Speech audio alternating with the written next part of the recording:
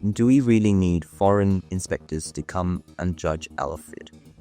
And my response to that is not about judging Filipino food. It's about benchmarking us against international destinations to see where we are at a level.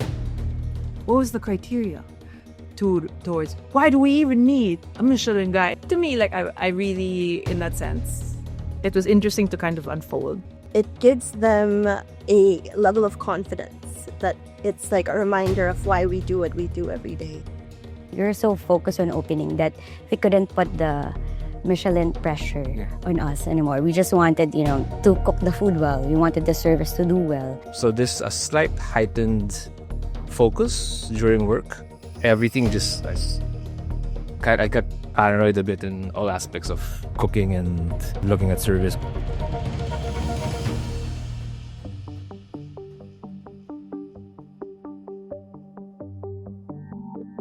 The Michelin stars have finally been revealed. Now, the real conversation begins. What does the dining scene look like today, now that Michelin has challenged what it means to be the best? Let's talk about the good and the controversial in today's episode of the Rolling Stone Philippines Roundtable. I'm Jonty Cruz, Chief of Editorial Content for Rolling Stone Philippines. Joining me at the roundtable are chefs Josh Boutwood of Helm, recipient of 2 Michelin stars. We have Toni Potenciano, food writer and partner of Michelin-selected Kodawari. Erin Recto of Hapag, who became the first Michelin Service awardee and partner of one-Michelin-starred Hapag. Chef Quenee Villar and Chef Nicco Santos of Celera, recipient of 1 Michelin star. Thanks for joining me, guys. Thank you. So my first question, we all know how hard it is to run a restaurant, but what did the added weight of the whole Michelin experience, the whole Michelin inspectors do for you guys, like pressure-wise? Chef Josh? Me? I think since we got the announcement from the DOT that Michelin is going to be coming into the country, I think we all kind of double down on trying to analyze what we do, where we could improve, but ultimately still continue what we know how to do. I think the added stress added quite a lot of pressure to the team members and myself included. But ultimately, kind of worked out, keeping level-headed and just focused on what we were going to do, and that was a whole year. I think you guys are also familiar with like different like award-giving bodies for like the best of something or the best of that. But why was this different for you guys? Well, I'm still aiming for the best moustache. I haven't got that. One day. I think this one is just, for me personally, such a world-renowned body to award, restaurants, and it benchmarks us against other countries throughout the world that have Michelin in their territories, which then makes us, as an industry and as a country, at a level that is equal to or better than somewhere else. I think that's very. And I think it's even harder when you just opened a restaurant, which you guys just did. So in some ways it coincided with the opening of Celera, but also the start of the Michelin period. How did you guys cope with that? So when we got that answer from BOT, all I can think of was opening Celera. So it wasn't really in my headspace in the beginning. When we first had an inkling that we might have gotten an inspector, that's when it started to sink in. So there's a slight heightened focus during work. Everything just, I got paranoid a bit in all aspects of cooking and looking at service. Good thing the kitchen was open and I can see service and see the guests. I think for me it was mostly that, but it wasn't so heavy. I would just say that just giving it slight heightened focus, if anything. Was it the same for you, Chef Queenie? Like, I can imagine, is it easier that there are two of you there going through with the gaps? Yes, actually, it's easier because the other one can focus on the kitchen, and me, while I'm focused on everything turning into place, like the whole the whole service. Like, is the kitchen doing well? Is the service doing well? So at least there's 4 eyes, that can look around. But to the added pressure of the Michelin. So we were still trying to walk. We were still trying to fix our operations, and then adding that someone is grading you professionally. That gave me actually a nerve-wracking, I don't know, nervousness. But more of that, because we were so focused on operating well, we were so focused on opening. Actually, that's the point. We were so focused on opening that we couldn't put the Michelin pressure on us anymore. We just wanted, to cook the food well. We wanted the service to do well, to get the reservations going. That's our focus back then. But, it added weight because we needed to be at our best at the opening there. I guess that. Did you guys change anything with because you were opening the restaurant, right? But also knowing Michelin was coming in. Did you make any changes to the plans of the restaurant knowing that Michelin was going to come? Or it stayed precious? No, not. Oh, no. I wasn't super familiar with. I mean, I see him on TV, in like Gordon Ramsay's episodes and whatnot. I wasn't so familiar with how it works, and I was opening the restaurant. And I just turned 40 that time. So I was doubting. I had so much self-doubt. That time, last year. Last year. I was really thinking about Michelin, while opening it. So our focus was just trying to open and come up with something that would be proud with at this time in our lives. That was it. Did you change anything, Joe? No. Okay.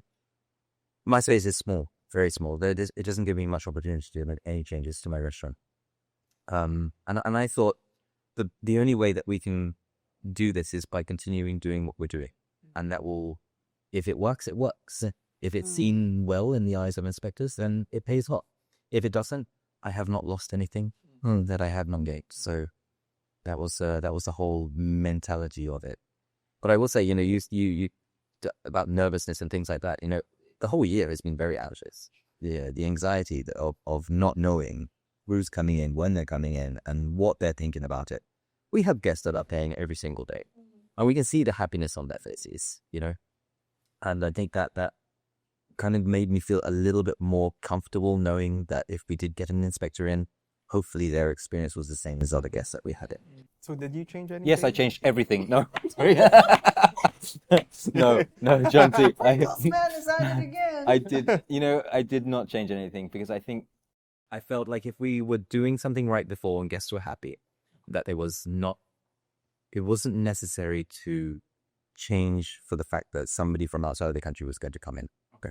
I feel like as long as guests are happy, paying guests that we have on a regular basis, then it should, hopefully that experience triples down to an international inspector that comes in. I guess there's also a benefit of being a chef where you really focus on the kitchen, which I guess that's where you come in and you see the guests like in real time. So how did that, I guess, mindset of like having a Michelin change how you look at the dining room every night?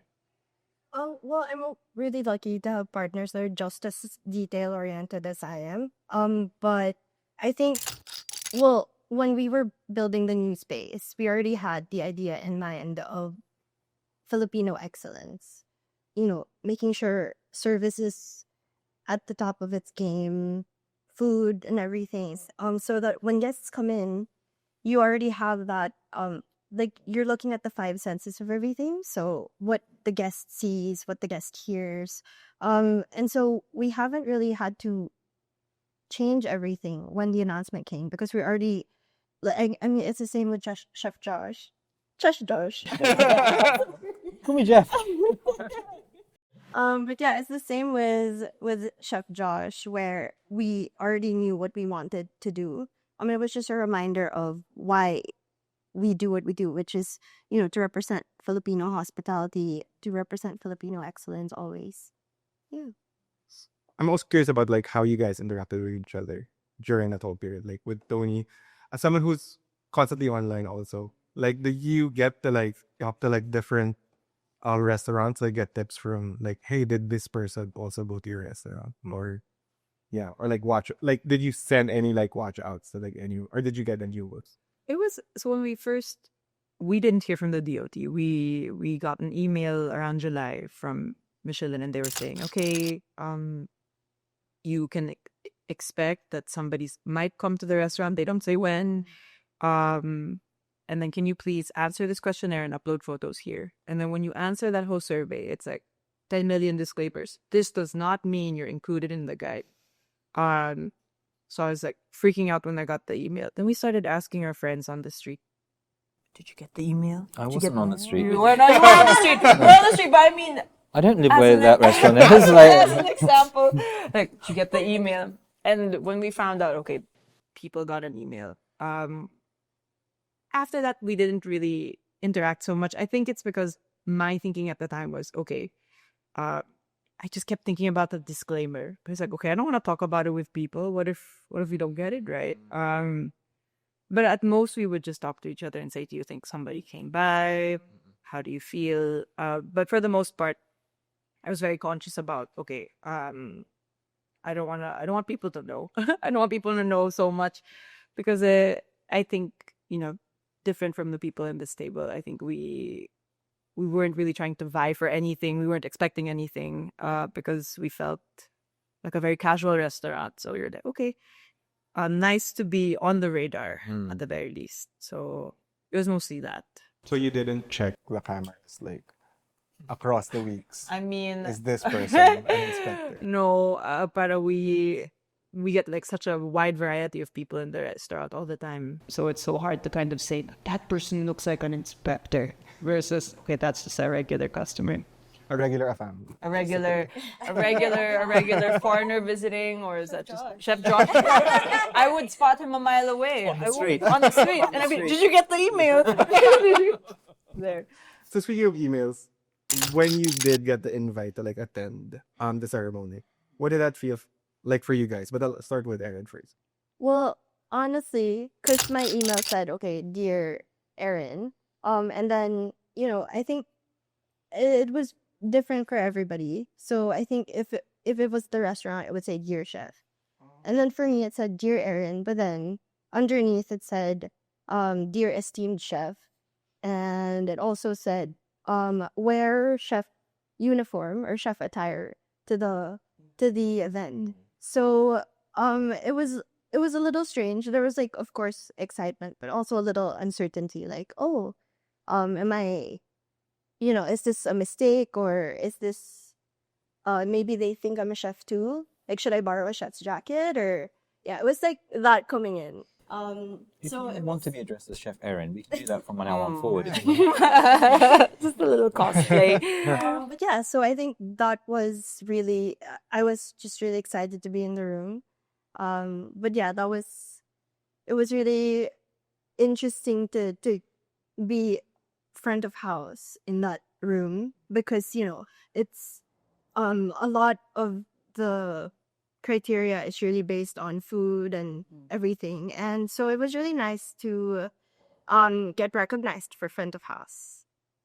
And as someone who didn't get the email initially, and it was on spam, can you talk me through the emotional swings of that day for you? So Because like you were looking around like afternoon, right? I was. So in case you guys didn't know, we did not realize we were invited until the day. Are you kidding me? After I scheduled the wisdom tooth removal on that day because I had heard from everybody, oh, it's the awarding, and I'm like, didn't get anything, which is why I was like, okay, I'm not gonna talk about Michelin, whatever. And then Jonty had messaged me that afternoon as I was in the dentist's office. My phone got stolen also, so Oh my god. I was connected to my dentist's Wi-Fi. So I was just like, okay. He said, are you here? And I'm like, no, I'm in the dentist. Can you update me? And then for some weird reason, right before I was about to go under, I asked one of my teammates, can you just check our email again? And then like as soon as after both my teeth are extracted, he goes, Toni, it was in the spam. Whoa. And then after that, I was kind of like, okay. Like in my mind, I was trying to think, okay, what are the scenarios? How do I get there? I can't eat solid food. I don't have a phone. Is it possible for me to get there? And I asked my cousin, the chef, because when I read it said chef attire. Yeah. We don't wear chef jackets over there, by the way. So if it's like, Somebody went to me with an apron. You didn't have a jacket either. So you'll be okay. Don't worry. Couldn't come in the dentist robe. That was fine. with like gauze in my mouth. But that was pretty like, okay. When I checked the email, it said RSVP. You had to RSVP by October 17th, which was way past. So I'm like, okay, I'll accept. Like, I'm not gonna try to make my way there.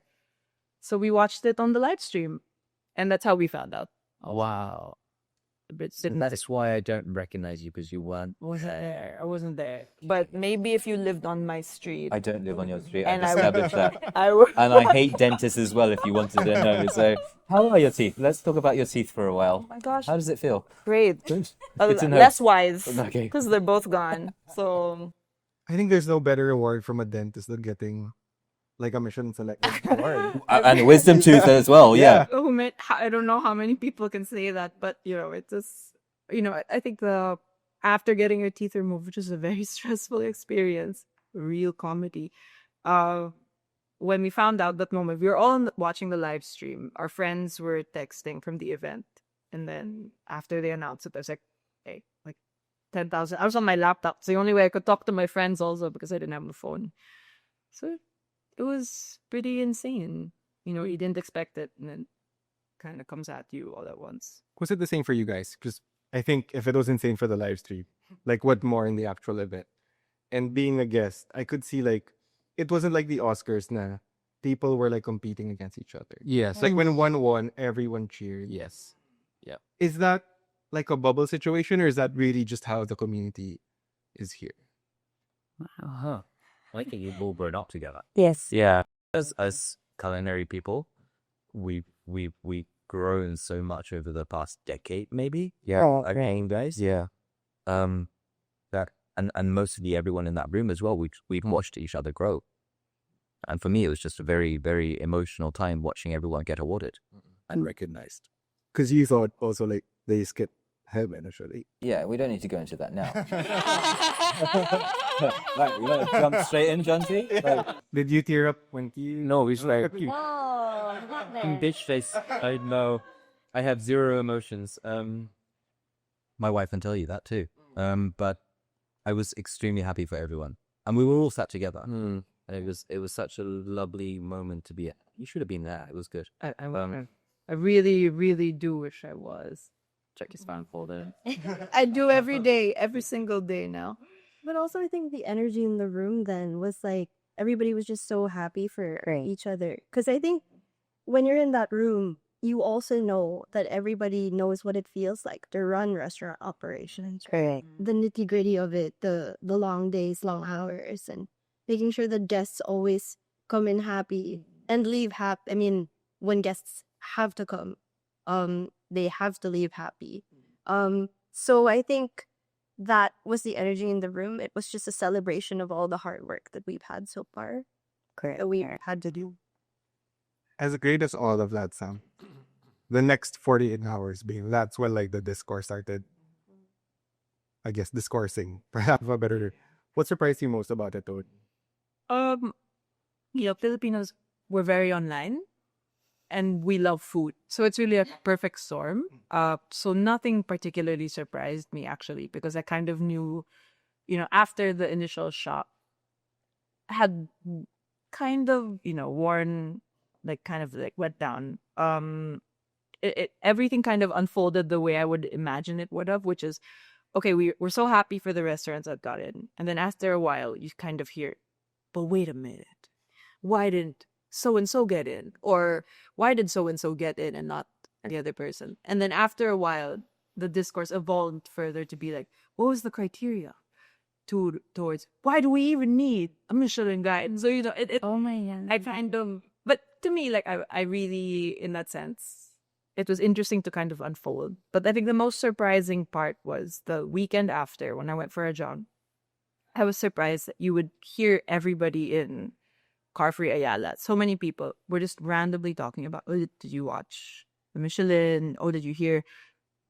Parang you just overhear people talking about it. So I think what surprised me the most was, I guess, how broad the reach of this guide was to a lot of people. So the discourse itself wasn't that surprising, but I guess the reach was.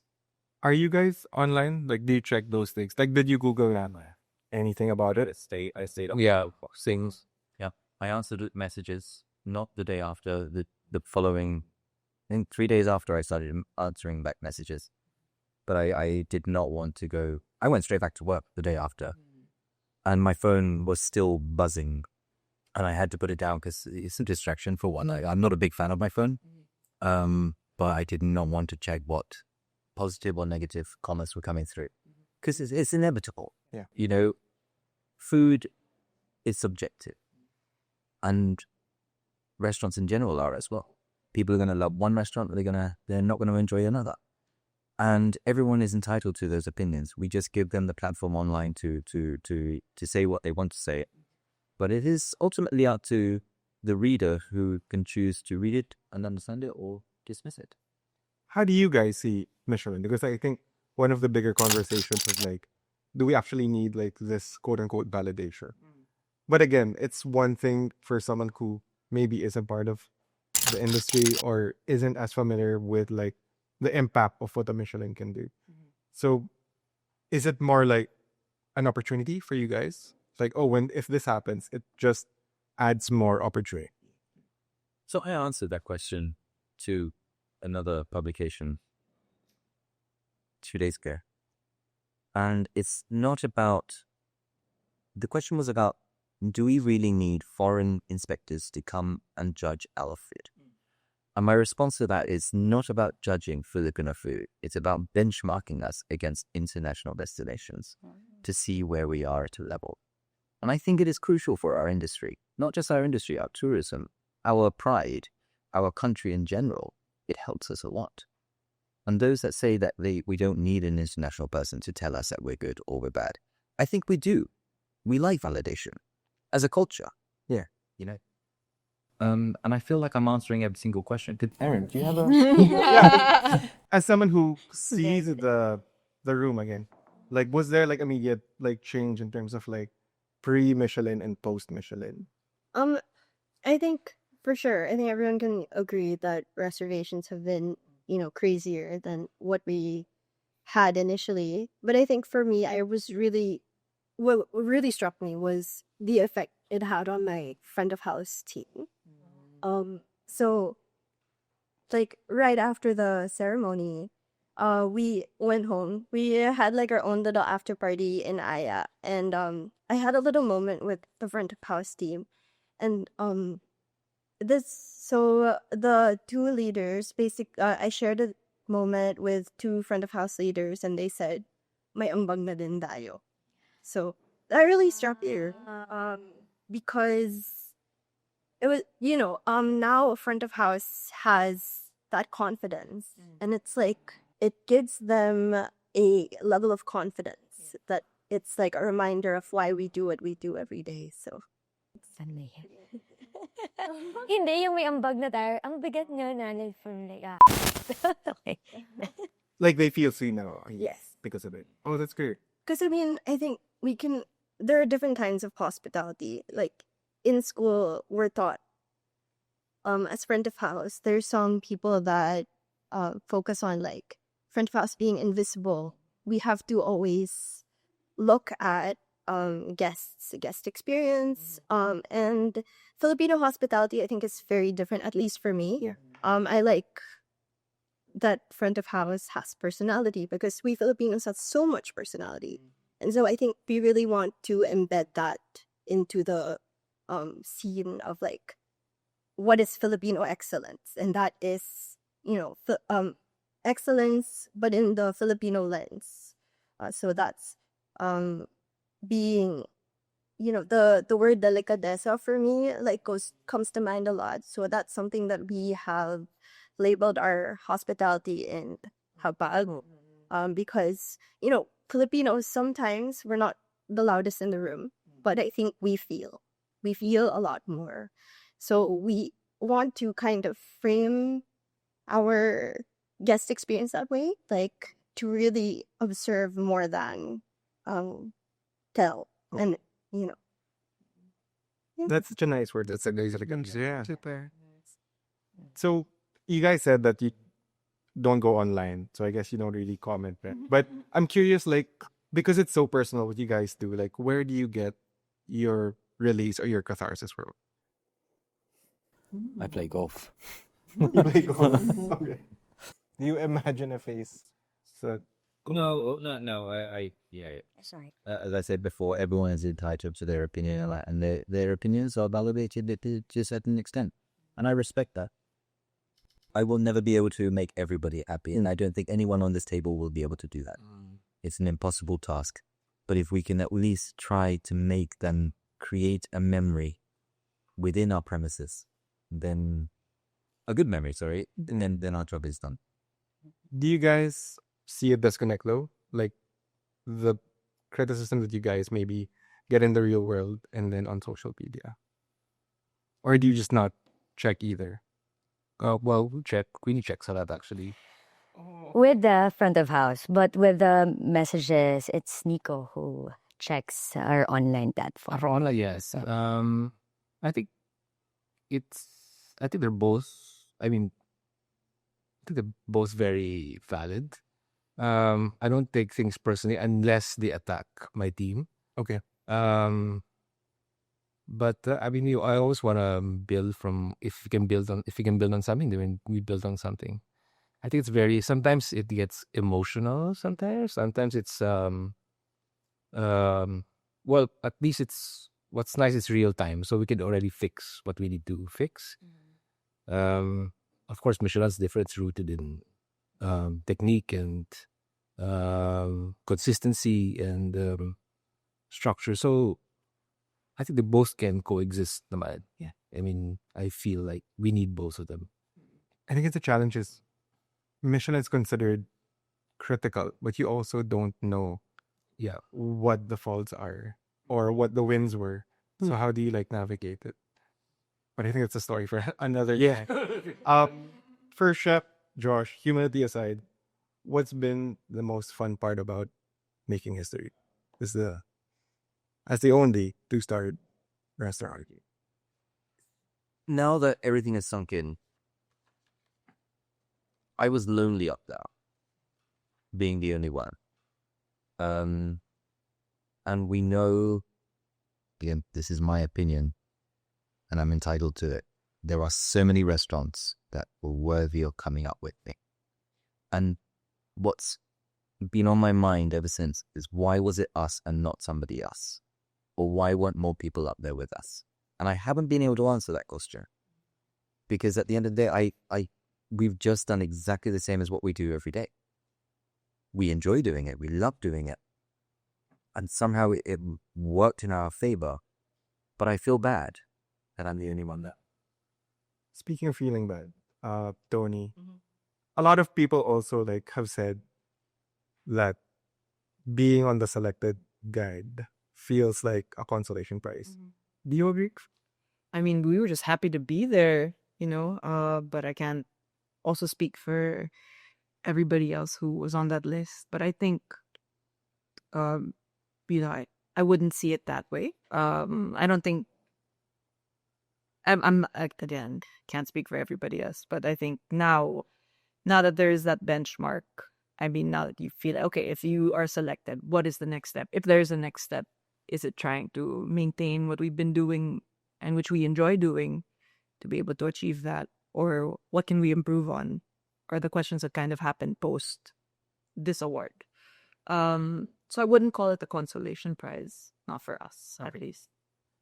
So that leads me to my next question, like about the next step. Now that there is a bar, in some ways, like you guys said, the bar, are you guys making any adjustments in terms of like, okay, we've gotten the one, how do we adjust to make it consistent, or how do we adjust to like take that next step? Have you guys talked about it amongst yourselves?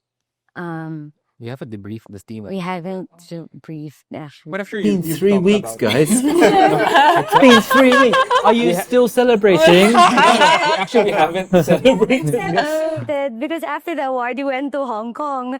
So Yes, first. we were 7 days, 5 days. 5 days, and then we went back. Of course, we had to focus on did all the inventories arrive? Did all the supplies arrive? So I think for us, because we were about to launch our new tasting menu, because we're doing tasting menu and a la carte, so it's harder for us actually because we wanted to excel on both areas, but we need to focus on each one so we can do our best. But we're holding that off first because now that there's so many things happening, we want to take out all the stumbling blocks first in the kitchen, in the service area, because so officially we're 9 months open in the restaurant now. Thank you. So we can feel all the, how they say this, we can feel all the mistakes that we did when we opened. So we're trying to eliminate those mistakes now. We wanted to be efficient. We wanted to be sharper on our movements now. So focusing on kitchen. So how do we execute this better? How can we plate better? What arrangements can we, fix? And for the service side, how about the furnitures? Are the furnitures okay? What needs repairs? So we're trying to fix those stuff first in order for us to create new things. I think because when you have so much things in your head, diba, we need to cut that down in order for us to be more creative. Well, that's what I feel. Yeah, I think what also a little bit of change recently from before. Now when guests come, I would say most of them would like to have a photo taken, which is actually super nice. And then I've never gotten called to have a photo taken. Usually it's Queenie's like the noon. And they're like, No, I always call him like, they want a photo. Like, oh really? Like, wow, that's nice. So it's but I like it when when everyone's involved in the. I mean, it's nice to be seen and everyone. I love it when everyone's gets a spot. That's the biggest shift that I can see. Queenie said everything else. If anything, we try to focus on having less movements in the kitchen, very efficient. Techniques even sharper. Now we just want to focus on making sure that these new influx of guests, of course, they have higher expectations now when we have a start. So we just want to make sure that this current menu you have is delivered properly and it meets their expectations. I think for me, it's basically it. Is it true also for front of house? Like any adjustments or still celebrating like the? Yep. Yeah, we've been. Well, honestly, I think because the service award is great. But it's put a spotlight on basically everything. So it's not just food anymore; it's the whole experience. And so I think we just always have to make sure that we stay on top of our game and to keep it consistent. Because now people are paying more attention. So there's a lot of more people are trying the beverage pairings, which I'm really, really happy about. So yeah, I think because of the service award, people are looking at the whole experience more than everything. So I think there's a lot more attention to detail that we've put because at the same time, there's a more critical eye. And so we have to be, we want to make sure that we give the exact same experience to every guest. So when we say this restaurant or when I received the service award, it's the whole team. And so we have to make sure that we give everybody that same service, same level of service. Question also now about like the coming year. I think one of the things that people talked about is like why wasn't like this area included in the guide? I want to ask Toni just because like you've also been a food writer. What are the regions or cuisines that you feel like hopefully the guide can feature in the next year? I mean, this could start a civil war, but Jonty doesn't know where these places are. not Michelin, but me as Jonty. Where should I eat? in Luzon, Pampanga, I think I've never had a bad meal in Pampanga. I'd love to know also more. I mean, I only go whenever I'm there. I'm just taken around by friends who live there, and I think it's super amazing what they do there. In the Visayas, I love Bacolod, Iloilo. Western Visayas has such an interesting culture of cuisine. Down south, beside Davao, I think, now that we have like restaurants like Juan Grill in the Michelin selection, you get to know more about Tausug cuisine, which prior to Palm Grill I had never had before. And so I think We have it in Hapag. in Hapag, yes, yes. Thank you. So I think it's so interesting. I mean, because we're an archipelago, all the cultures are really different. Unlike, let's say, you go to France. Not saying that everything in France is the same, but I mean, more or less, you can kind of map out how the traditions are. But here, you can go to one place. Like, for example, you go to Bicol. Laing in one place is not going to be the laing 10 minutes down. It's so different. And maybe that's a discussion about, can a guide like Michelin capture that? Or if it's not the Michelin, what can capture that? So, I mean, that being said, I would hope that the Michelin does consider these regions, just because they also give an interesting picture of our culinary tradition as a country. What about you guys? Like, no better personal stuff, Rachel. Anything that you feel like, oh, if they see this part, then it's also gonna like change the game in a sense. I will refuse to answer this question. Any online backlash. There's 7,000 what? 7,641 islands, and it's a massive territory for any guide to cover the whole place. And I'm hoping that Michelin in the near future perhaps can extend its reach, but it makes sense with the first year that they target the capital and one of the largest islands in the Visayas, Cebu.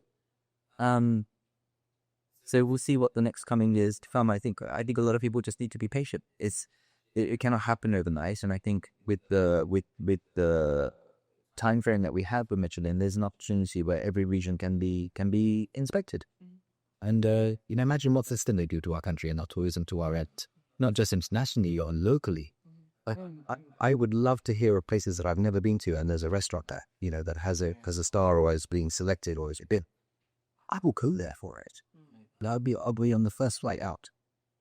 So we'll see. Last few questions, and I think hopefully everyone can answer. So we're all here celebrating the achievements that you guys have made, and I'm sure like a lot of people see you guys at the bar. But on the reverse of it, like, what are the most unglamorous parts of running a Michelin-selected or Michelin-starred restaurant? Glamorous? Jonty.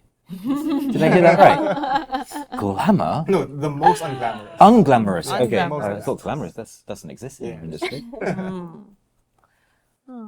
Maybe with you guys, like you were talking about it a Exos. while ago. Yeah. Is it the non-food part that causes the most stress? Well, for me in particular, I think it's really time away from the family stuff. But then I'm sure, like all of us have very supportive families, which is great. Other than that, it's Queenie. It's Queenie? It's Queenie's the unglamorous. It's Queenie. Top over there, Celera. Bye. I think it's so hard. Okay, fine. Now I think the expectation of people right now. So we have to be consistent all the time. So, but that's what we're aiming for, right? I mean, that's what we want to do every day. That's why we do this. But I think the expectation of people are so high right now that we have to respond and we have to respect everyone about it. It's not just the Michelin inspectors now. It's like everybody. Everyone's critical now. And speaking of unglamorous sides, it's like, a lot. Like I clean the bathroom, sleepless. I mean, we sleep so late, eat late. Yeah. The silence. I felt the silence. It's painful, isn't it, Jonty? It's painful. It's Yeah. painful. Look, glamour. But the behind the scene. I mean, I'm sure from your side, it literally like customer service Yeah. every day. There's nothing more unglamorous. It's so hard for I us. think for me the well, when I've had to adjust to is really like the expectation of being an extrovert. Like as I mentioned, front of house is really about reading people, and so if a guest maybe is kind of closed off, you kind of have to push a little bit more, and then if it's easier if they're extroverted and they really really want to engage, which recently has been the case. But then you get home and you have spent all of that energy, that extroverted energy, in the dining room. And so I'm very lucky to have a husband that's very understanding about that. That like when I'm at home, it's like 100 to 0. And so I think that's also an unglamorous part that people don't really talk about. That the emotional toll that it takes, I think. I can relate to that because Helm was an extremely personal space where, we were interacting with guests the whole night. And I'm introverted, believe it or not. No. Dang, I I could not, But not have guessed. I can switch myself on like a light switch. and I can feel my battery going low, like you said. By the time I've done my lunch service, my first seating, my second seating, I am absolutely spent. That I cannot say one more word. I will whisper goodbye to my team and thank them all. And I will leave. My car doesn't, I don't put the radio on. I don't even plug my phone in. I drive the nice car, so it knows where I've got to go. So too much of that. And when I get home, that's it. Luckily, everyone's in bed. I get home 12, 1 o'clock in the morning. So the house is quiet. My dogs are asleep. And I can just sit down on the sofa and just try and recharge again. So the next day we have to do it all over again. It's 7 days a week. It's just continuous. We get 4 hours of magic sleep, 4 hours of sleep a night. 4 hours night of sleep. See, that's how tired I am.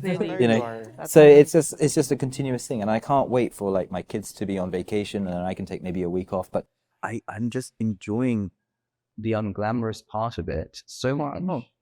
I want to be at the restaurant. It does look glamorous from the outside looking in, but from the inside, working with them there, it is an extremely unforgiving job to do. It's taxing, it's tiring, it's energy depleting. But the joy that we get out of seeing guests happy and experience something that we want to share, and for them to then share those memories with their loved ones and their friends and their family, it makes it all worth it. All of that unglamorousness. Don, is it the people asking for miso soup? I mean, you have ramen. we have ramen. We You have have sushi. You have sushi. Sushi. I think, the lows are pretty low, but the highs are so high. I think I've jumped so many industries and, coming into food, the first day we opened and we were there the whole day. I was doing the service and I felt I made a mistake. I should go back to being a cute little, I should be a cute little writer instead and, have my bob, just like perfect all the time.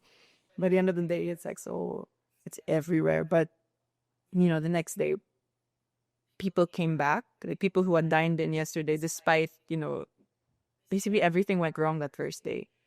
But people came back and they brought friends. That was such a, I remember, It's nice. it's a feeling I had never felt before, having worked in, different industries. And I think that's when I kind of realized that I love to serve people. I love to help people feel like they're welcome in this space. And in a way, it is unglamorous. It's super unforgiving. I think one of the hardest adjustments I had to make was, you get feedback.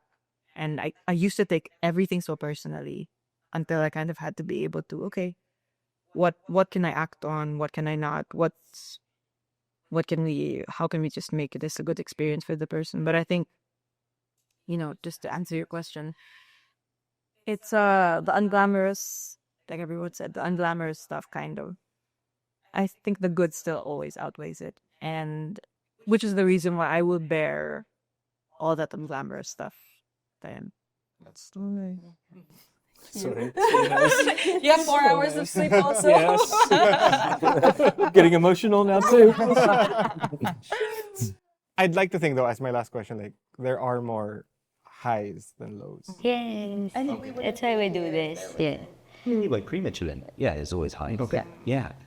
I think we have a fulfilling industry, and it's the most simplest of industries that we're in. We give sustenance to people paying money, but we make them happy at first.